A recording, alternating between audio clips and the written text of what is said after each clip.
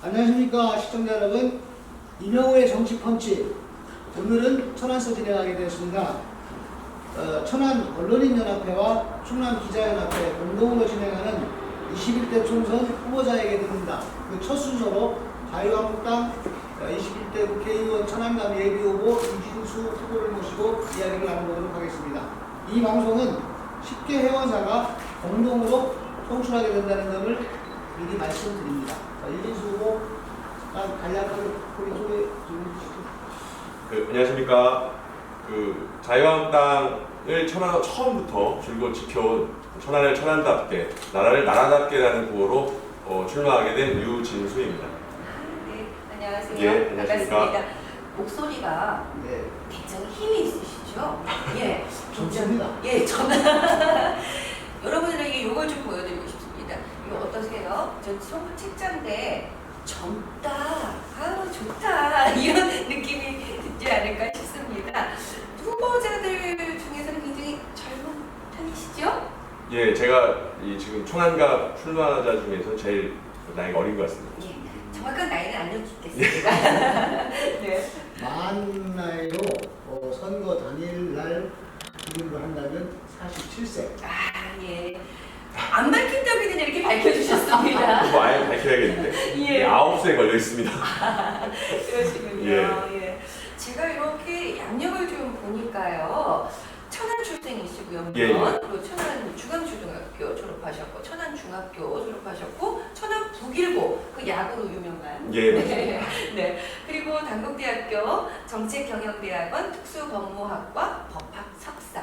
예. 네. 그러다 보니까 내가 가지고 있는 지식으로 우리 시민들을 위해서 법률 지식으로 많은 도움을 주셨던 걸로도 알고 있습니다. 예, 맞습니다. 예.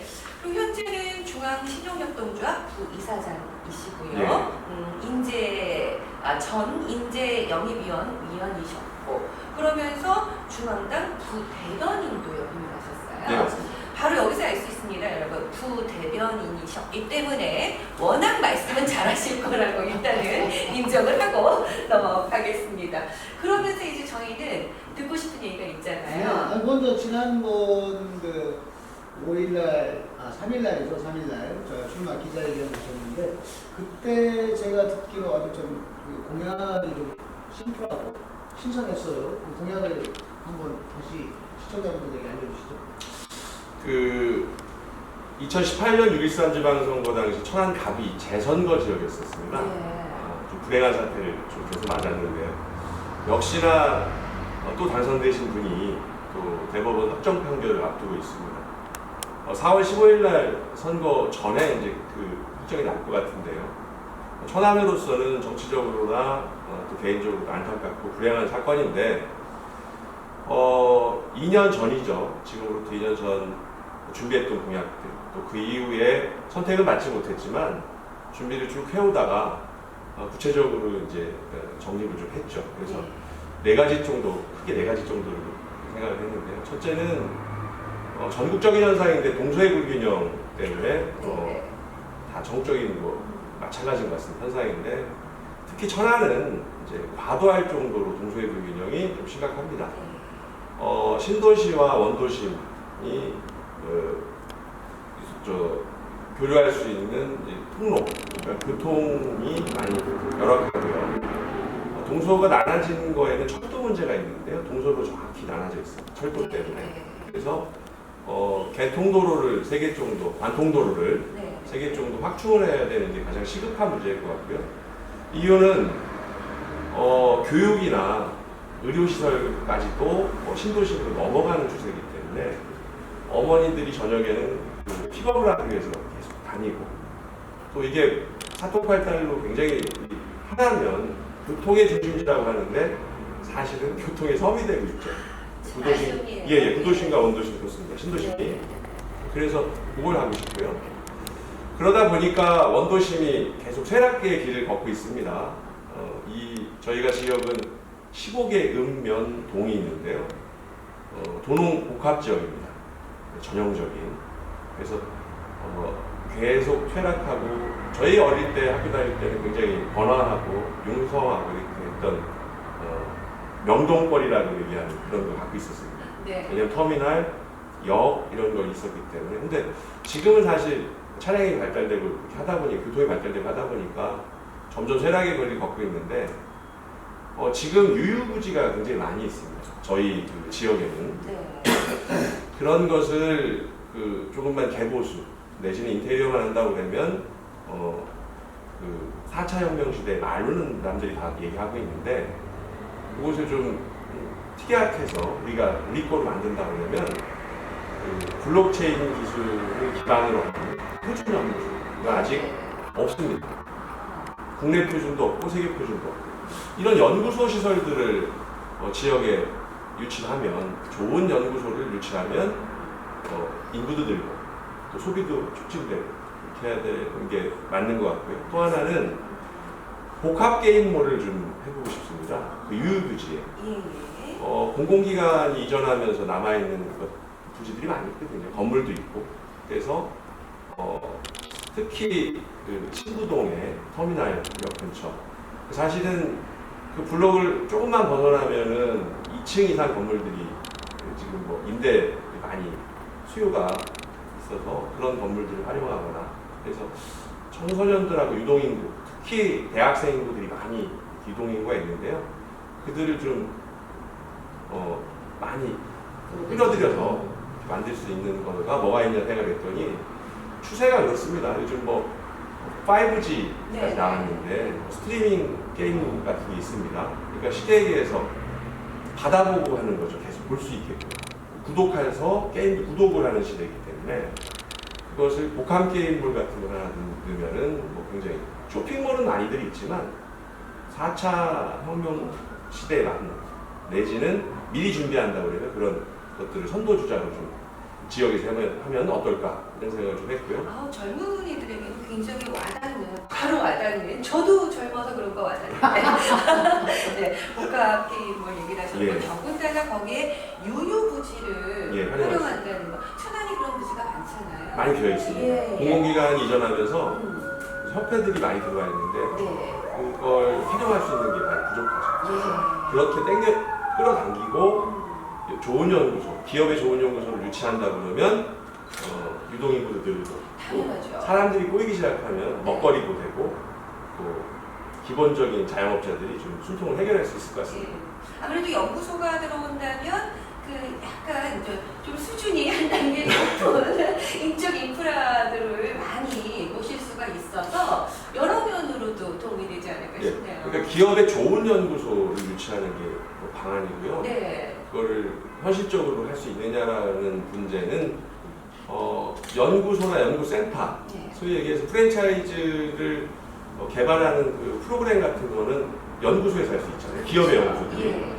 그런데 거기에 임대료를 아주 저렴한 임대료를 준다든지 그런 공간을 아주 그들에게 좀 기간을 넓게, 기간을 길게 주면은 유치가 되지 않을까 생각합니다. 그렇죠? 네. 기대를 해보겠습니다. 그러면서 지난번에 발표한 내용을 제가 잠깐 보니까 저는 여성입니다. 예. 그리고 엄마입니다. 예. 그러다 보니까 굉장히 모유, 수유, 은행을 설립하겠다는 말씀을 하셨어요. 저 개인적으로 새 아이의 아빠인데요. 아. 늦둥이가 25개월을 막 지나고 있습니다. 아이고. 그래서 사실은 저도 이게 관심 밖의 분야였었는데 소아과 의사라는 후배 또 분유 알러지가 있는 친구들은 외국에서 전량 수입을 한답니다. 저도 모르고 있었던 거예요. 그래서 이 친구들이 이제 분유 알러지가 저도 그게 있을까라는 생각을 했었는데 그거를 이제 뭐 소위 얘기 곰탕 이런 거 먹었을 때 분유 같은 거 섞고 이런 데 있지 않습니까? 네. 그래서 알러지 때문에 뭐 입이 막 부르키고 이렇게 그런 걸 보면서 초기에 영유아 사망률이 그 엄마의 모유의 저항력을 갖고 있으면은 지금 신종 코로나도 어린아이들한테는 이겨내고 있지 않습니까? 네. 이것은 면역력 체계 때문에 그렇습니다. 그런데 영유아 사망률이 가장 높은 걸로 나타나요. 100일 이전에. 그러면 전량 수입하는 수입 대체육과도 있고 또 엄마의 그 모유가 성분을 검사해서 좋은 거가 어떤 부분이고 또 나의 부족한 부분을 아이에게 먹이는 입장이니까 이걸 검사를 좀 해서 좀 모유의 성분을 좀 검사해서 내가 부족한 부분은 엄마도 많이 섭취하고 음식물을 네네. 그렇게 하다 보면은 굉장히 영유 사망률에도 도움이 되고 수입 대체 효과에서 100% 수입하던 것을 우리가 대체 효과를 볼 수 있는 부분이고 또 그 아이 낳기 좋은 세상이라고 네네. 하지만 케어하고 관리가 굉장히 중요하지 않겠습니까? 그러면 어떤 방안이 있느냐 실체를 물어보신다면 인근에 저희 대학병원이 천안에 지역이 2군데 있고 제가 속해 있는 갑 지역에는 2군데 대학병원이 또 있습니다. 근데 한강 이남의 최대 병상을 목표로 순천향병원 R&D 센터가 지금 거의 준비를 하고 있거든요. 병원을 쳐서 네. 거기랑 제휴를 한다든지 이런 대학병원 지역에 또 많은 좋은 일을 하시니까 그래서 거기에 제휴를 해서 국립으로 모유수유은행을 유치하면 어떨까 그런 방안을 갖고 있습니다. 지금 결혼 정년기에 있는 여성들이라든가 예. 딸을 시집보내야 되는 엄마의 마음으로 봤을 때는 천안에 가서 아이를 낳아야 되겠구나 이런 생각들도 할 만큼 정말 여성들에게는 와닿는 그런 공약이 아닐까 거기 싶네요. 우명동 지역은 굉장히 또 낙후가 돼 있습니다. 예. 원도시니까. 그런데 이 국립모유수유은행을 유치하게 되면은 그거에 따라오는 사업들이 많이 있습니다. 뭐 아이들 옷도 사야 되고 수유기구, 뭐 하물며 기저귀까지. 네. 그래서 그런 자영업자들이 또 다시 한번 활기를 불어넣을 수 있는 곳으로 만들 수 있을 것 같습니다. 예. 육아 사업에 예, 원상을 맞습니다. 한번 예, 좀 기대를 해보면서요. 그러면서 또 이 천안 지역 가면 대학이 많아요. 예. 그런데 현실감 있는 대학 특구 지정을 약속합니다라고 하셨거든요. 그 예. 내용이 또 궁금해집니다. 사실 대학의 거리를 조성한다, 뭐 대학로를 만든다. 지금까지 많은 분들이 저희 선배 정치인들이 이야기를 하셨고 그간에 많은 시장님들도 이런 얘기를 하셨습니다. 그런데 실효가 좀 떨어졌었죠. 현실적이지 않았고. 그런데 저는 이렇게 생각합니다. 그들이 천안 거주자였으면은 과연 저들의 목소리를 귀담아 듣지 않았을까? 왜냐하면 유동인구 단일 지역에 5만 명의 학생들이 있는데 그들의 목소리를 귀담아 들으려고 하지 않았던 이유 중에 하나는 표가 안 됐던 거죠. 우리 천안 시민이 아니었고. 네네. 그런데 학교를 이쪽에서 다니고 쉽게 말해서 통학을 한다고 해서 이 사람들이 우리 자원이 아닌 건 아닙니다. 분명히 우리 천안 지역의 자원이고 좋은 마음을 가지고 학교 다니고 좋은 고장에서 다니고 있고 이런 기업들이 쌓이고 하면 천안 지역을 위해서 큰일도 하지 않겠습니까? 그 중에 운동선수도 있고 뭐 과학자도 나올 테고 정치인도 나올 텐데 이들을 좀 끌어들여서 같이 상생할 수 있는 프로그램이 없을까를 생각해 봤더니 쉽게 말해서 그 청년 인턴제 네네. 물론 이제 천안 거주자의 하나니까 저희가 주소지를 옮기고 그 학생들에 한해서 거주자의 학생들에 한해서 청년 인턴제 그 다음에 경력 인증제 같은 거 네네. 근데 이런 걸 하려면 플랫폼이 좀 있어야 됩니다. 근데 정치인들이 얘기해서는 이게 공약은 할 수 있지만 말 그대로 빌공짜입니다. 근데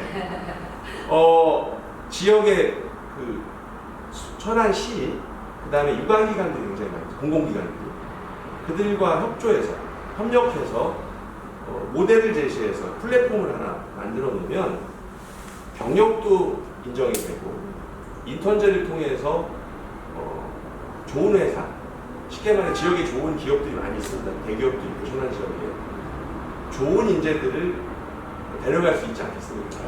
그래서 그 경력 인재 내지는 청년 인턴제를 할 수 있는 플랫폼을 하나 개설하고 싶습니다. 그러다 보면 난 정말 천안 시민이 될래? 예, 예. 하고 옮겨오는 맞습니다. 그런 젊은이들이 예. 많아지지 않을까 기대를 해보는데요. 저는 이렇게 여성으로서 또 젊은 대학생들에 대한 공약을 질문을 드렸는데 정말 중요한 질문을 지금 또 여기서 준비를 하고 계신 것 같아요. 무섭습니다. 예. 예. 예, 우리 그 유진수 후보가 제가 아는 거는 그 흑산머리에서 만든 공약이 아니고 이 직접 그 전문가들로 만나고 또 학생들과 대화를 통해서 정말 그 사람들이 뭘 원하나 하는 것을 들어서 그걸 집약해서 공약하는 걸로 제가 알고 있습니다. 네. 그런데 이제 또 공약 중에 하나가 보면은 이 동부 지역 산업단지 그 내실화 뭐 이런 얘기가 있습니다. 예. 제가 알기로는 그 동부 지역 산업단지 내실화 그러면 지금 하다가 거의 중단된 상태. 예, 맞습니다. 그 바이오 산업단지 말씀. 예, 맞습니다. 예. 말씀. 그 저희가 천안 시민들 기억 속에서 좀 멀어져 있는 그 단지가 하나 있습니다. 그 동면에 있는데요. 바이오 산업단지를 개발을 하셨었어요. 전 시장님께서 전 시장님이시죠? 정확히 말씀드리면. 그런데 기반 시설은 지금 갖춰져 있고 그 단지 산업단지를 만들기 위해서 그 주민 간에 같은 지역에 주민 간의 갈등도 있었고 이런 야기도 시켰던 부분이 있었는데 발상의 전환이죠. 거기에도 4차 혁명 시대에 맞게 걸맞게 바이오 산업단지를 특화시켜서 할 수 있는 일이 뭐 있을까? 말 그대로 바이오 산업단지를 만들었는데 이게 진행이 더딘 게 아니라 전혀 이루어지지 않고 있거든요. 그래서 동면에 바이오 산업단지 안에 생물학 기술을 기반으로 한 유전공학, 합성생물학, 바이오 프린팅 산업의 메카로 다시 한번 재도약을 하면 어떨까라는 생각을 하고 있고요. 네. 그 이유는 거기도 마찬가지로 이런 부분들은 연구소입니다, 주로. 예, 연구 인력들, 고급 연구 인력들. 그러면 연구 인력만 따라와서 되는 것이 아니라 집도 있어야겠고 생활을 해야 되니까 더불어서 개발이 되지 않겠습니까? 그래서 지금 현재 있는 유휴, 거기도 비어있는 공간들을요, 사실은 유명무실하게 둘 게 아니라 아주 싼 값에 저렴한 가격으로 임대를 주던지 10년 정도. 이게 금방 효과가 나는 시설이나 연구는 아니지 않습니까? 그렇기 때문에 장기간의 안목을 두고 또 그들을 불러들인다면 굉장한 모델 제시를 할 것 같습니다. 저렴한 가격. 네. 이 부분이 10년 부상 뭐 이런 거. 네네. 네. 10년 부상. 아, 예, 맞았습니다. 마치 말씀을 듣다 보니까 대전의 대덕연구단지가 맞습니다. 처음에 들어오는데 가능할까? 뭐 이랬던 적이 있었는데 지금은 굉장하게 인구도 많이 늘었고요. 참 좋은 인프라들이 많이 들어왔거든요. 그래서 낙후되어 있는 그 6개 읍면을 네. 활성화시키고 활력의 바람을 이렇게 불어 넣어주려면 언제나 그 한 사람의 리더가 있어야 될 것 같습니다. 맞습니다. 예. 그 리더를 제가 좀 해보고 싶습니다. 시청자 여러분, 유진수 후보 지난 2018년 그 지방선거와 같이 치러진 천안 재선거에도 당시에 예비후보로 나섰었습니다. 그 당시에 KBS 사장을 지내셨던 그 김한영 후보와 합축을 벌였는데 당에서 당시에 전략 공천을 해서 김한영 후보가 이제 낙선을 하셨었습니다. 고배를 마셨는데요. 고배 아니 고배를 마시고 그랬는데 이 젊어서인지 뭐 여러 사람들이 그 후보가 되지 선택을 받지못하면 반발을 하고 머리도 깎고 운동도 하고 했는데 이게 유진수 후보는 후보가 선택된 날 소문이 얼마 됐어요. 본인이 선택받았어야 되는데 그렇죠. 다음 날 바로 김한영 후보 사무실에 가서 사회를 봤습니다. 아유, 참 넓은 어깨가 왜 넓은지 알겠네요. 아니, 저를 어쩌면 양보도 할 줄 알고 또 앞으로 당을 위해서 본인이 희생할 줄도 알았던 그런 당시 더 친구가 더 젊었겠죠. 한 2년 네. 한 2년. 그런 젊은 후보입니다. 네. 유진수 후보 끝으로 시청자 여러분이 한 말씀 하시죠. 지금 후보로 정해진 건 아니고 예비 후보입니다. 자유한국당의 예비 후보고요. 그 2018년 밝혔던 정의로운 보수라는 캐치프레이즈로 선거에 임했습니다. 그러면 지금은 어떤 거냐? 자유민주주의 수호 체제를 전사로 나온 것 같습니다. 행동하는 전사. 네. 실천해야겠죠. 네. 정의로운 보수를 외쳤다면 지금은 실천하는 정의로운 행동하는 전사가 되려고 합니다. 비록 그 전략공천에 제가 선택은 받지 못했지만 흩어진 보수 세력을 결집시키고 탄핵의 이후로 많은 분들이 어깨가 움츠러들고 또 죄인 아닌 죄인으로 살았습니다, 사실. 그런데 이 뒤에 있는 국민의 명령이다, 이게 광화문 집회인데요. 사실은 울분에 찬 분들이 나라를 위해서, 나라를 걱정해서 할 수 있는 일들이, 저도 마찬가지로 광장에서 피켓을 들고 이 집회를 참석하는 게 전부였습니다. 이런 울분이나 하고 싶은 이야기들을 못했기 때문에 아마 최소한의 몸부림으로 이 광장 집회에 참석을 한 것 같습니다. 근데 사람들은 그럽니다.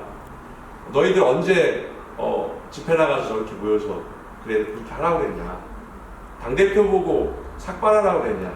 단식하라고 그러냐? 뭐 이렇게 말들을 많이 하시는데 이렇게 이해해 주셨으면 좋겠습니다. 자유민주주의 체제 수호를 위한 어떤 행동하는 모습을 현실적으로 나타낸 방법이 이 광장 집회였고, 또 후진 정치다 이렇게 말씀들 하시는데, 그러면 한편으로 생각해 보면 어떤 방법으로 목소리를 내야지 되겠습니까? 그 이전에 이승만 대통령께서도 서울시 인구가 200만 명일 때 한 10만 명 이렇게 집회를 했을 때, 40만 집회했을 때 하야를 발표하셨고요. 광우병 사태 때 서울시청 광장에 많은 분들이 모여주셨을 때도 이명박 대통령께서 다음날 담화문을 발표하셨습니다. 300만 명이 모였는지는 정확히 제가 모릅니다. 그러나 서울역에서부터 청와대 출입구까지 사람에 떠밀려가는 이런 많은 사람들이 모이셔서 했었는데 어떤 말씀 한 번 안 하셨습니다. 우리도 국민입니다. 그러면 이런 분들의 목소리도 들어주셔야 될 때가 된 것 같고, 또 듣지 않는다면 제가 직접 나서서 이야기를 하고 싶습니다. 기울어진 운동장 그러는데요. 그건 저희가 만드는 책임도 있습니다. 그러나 균형추 역할을 해줄 사람은 반드시 필요한 것 같습니다. 그게 과연 유진수인가 아니면 다른 분이 하신다고 하더라도 반드시 세상에 또 대한민국의 균형추는 누군가가 맞춰야 되는 것 같습니다. 그래야만 대한민국이 더 미래를 위해서 발전되고 국민들이 행복한 세상을 만들 수 있지 않을까 이런 생각을 합니다. 네, 예. 아유, 고맙습니다. 자, 여러분들 보시면서 그 일을 할 사람이 과연 유진수인가? 이건 이제 여러분들의 판단에 달린 것 같습니다. 9대째 천안에서 살고 있는 장손이라고 하셨거든요. 장남이시래요. 예, 여러분들 판단은 여러분들께 맡기면서 오늘은 여기서 인사드리겠습니다. 함께해 주셔서 고맙습니다. 예, 감사합니다. 네, 고맙습니다. 예, 감사합니다.